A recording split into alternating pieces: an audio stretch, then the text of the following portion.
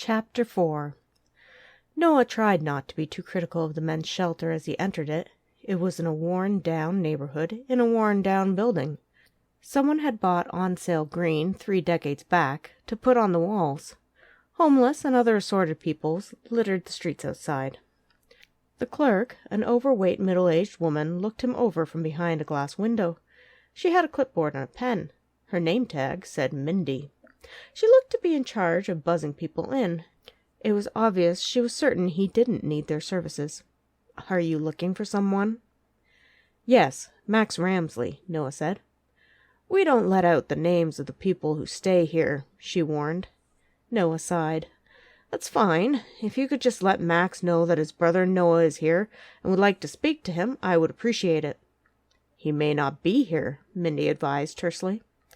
"If he's not, or if he would prefer not to see me, I'll understand," Noah said evenly. He really did not like her attitude, but he wasn't in a position to argue with her. She gave him a look of suspicion, but got off her stool and waddled through a door. Noah waited patiently for 10 minutes before she returned. She stuck a clipboard under the glass opening. "Fill this out." Noah refrained from pointing out that he could have filled out the form while she was searching for Max. He scribbled in his details and signed a waiver. She gave him a visitor's pass in exchange for the clipboard. "You are not authorized to use any of the facilities such as showers, cots, or to get food from the cafeteria. You are not to abuse or threaten either verbally or physically any residents or staff. If you are found to be in violation of any of these rules, you will be removed from the premises and banned for a total of 30 days for the first offense. Subsequent offenses may involve a lifetime ban or police involvement. You have 30 minutes of visiting time. To go beyond that is to lose further visiting privileges. Do you understand the rules, Mr. Ramesly?" Mindy droned. "Yes." Noah wondered if she had formerly run a prison. He clipped the visitor pass to his shirt. "I'll buzz you in." She proceeded to do so. Noah stepped through the door to find Max waiting for him. "Thought I'd come for a visit." "Are you sure you're not here to judge?" Max asked guardedly. He had his arms crossed and wasn't looking forward to Noah looking over the shelter. "No judging," Noah said, despite the fact that he already didn't like the place. "I just want to see that you're safe." Max rolled his eyes. "I'm not 12 anymore." "I didn't say you were," Noah sighed. "Look, I'm sorry. I'm your brother, and I automatically worry about you. Michael says you're okay. You've camped in worse places around the world, and he's probably right. But I just still need to know you're okay." "You always were the mother hen," Max said, sighing. "Hey, not cool," Noah remarked. "Come on, I'll give you the tour." Max led the way through. He showed Noah the sleeping area, full of cots, the shower and restrooms, the cafeteria full of tables and chairs. All the furniture was old. The green paint carried throughout the shelter. It was clean, but depressing. The cafeteria served 3 meals a day. Some people were gathered at the tables playing cards. They all looked tired and a little hardened by life. Noah gritted his teeth and did his best not to say anything disparaging. He hoped Max appreciated the effort. They sat down at a table. "So, how long do you get to be here?" Noah was curious. 30 days. Then you can't come back for another month," Max explained. "There's another shelter on Johnson Street that allows people to stay for 2 weeks at a time. Of course, there has to be openings at the shelter, which is more difficult in the winter because everyone is trying to stay warm."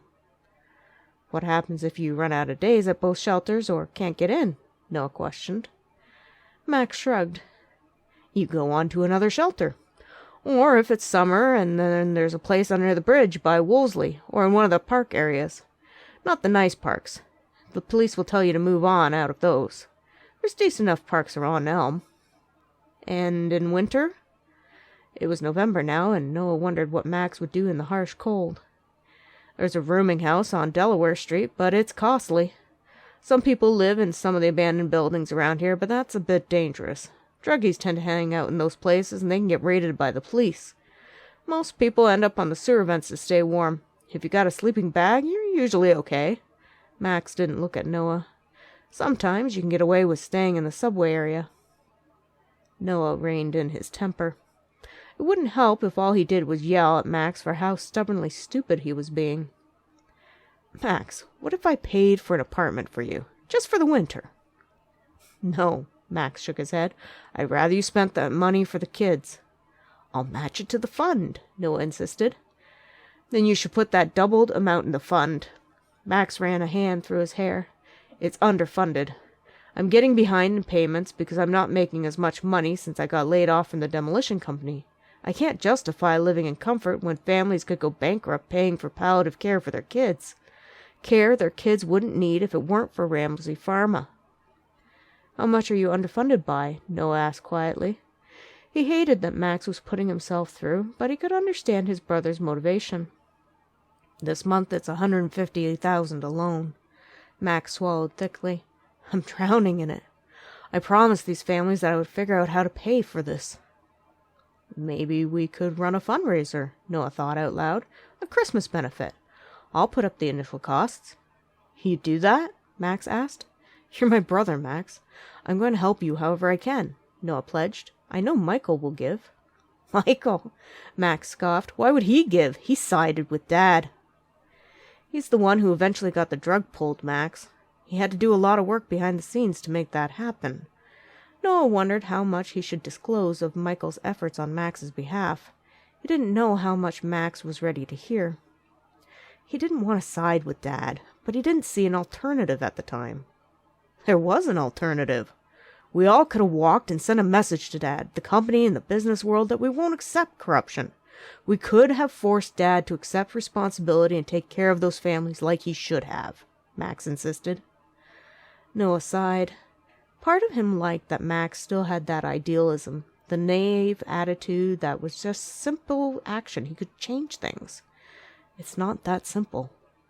Why? Why couldn't it have been that simple? Max wanted to know.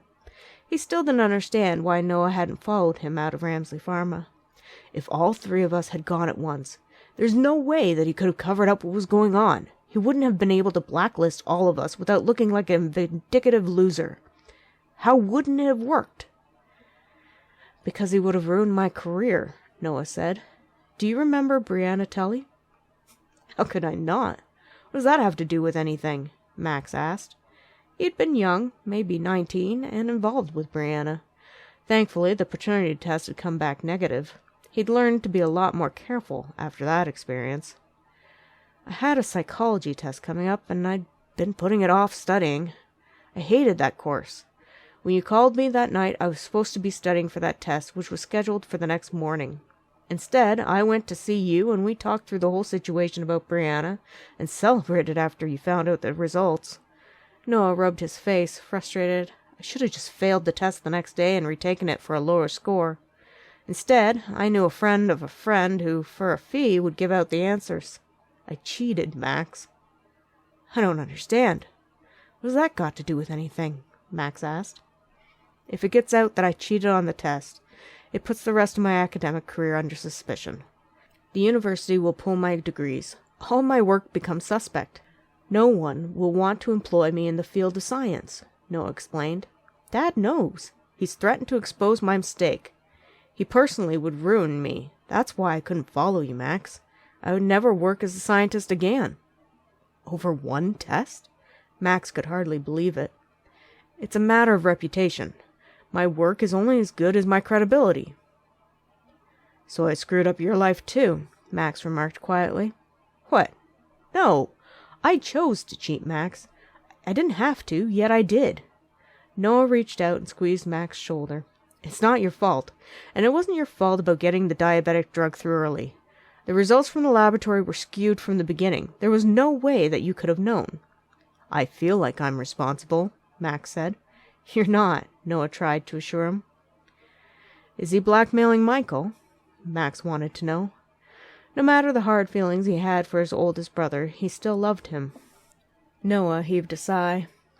"I don't know what the old man has on Michael, but he toes the line better than anyone I know. He's practically Dad's shadow.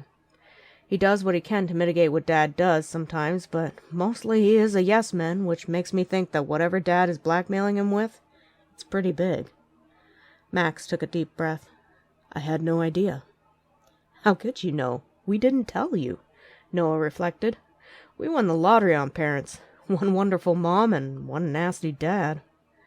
Michael has never confided in you? Max asked. No, Michael doesn't confide in anyone, Noah said. Privately, he thought that Michael had a very lonely life. He didn't envy him. Now, I know you and Michael aren't speaking right now, but I hope someday you'll forgive him, Max. He does miss you. Max nodded. I'm still mad at him, but I miss him. Are you still mad at me? Noah wanted to know. He wanted to repair the damage that had been done and have his brother's respect back. A little, Max admitted. Not as much as before. Cool. Noah stretched out his injured foot and looked around. You could move in with me. I have an extra room in the condo. Will you give it up? Max shook his head and smiled. I'm fine. Noah shrugged. If you hit a tight spot, you know where I live. I'd rather you come over than get frostbite or something. I'll give you a key. Just count it as an option, okay? Fine. If it makes you happy, I'll take the key. But that doesn't mean I'm sleeping over, Max warned. It's just an option, Noah said mildly. He felt just getting Max to agree to take a key was a small victory. Now, let's talk details on this fundraiser thing. The sooner he got Max solvent, the sooner his brother would go back to living a normal life.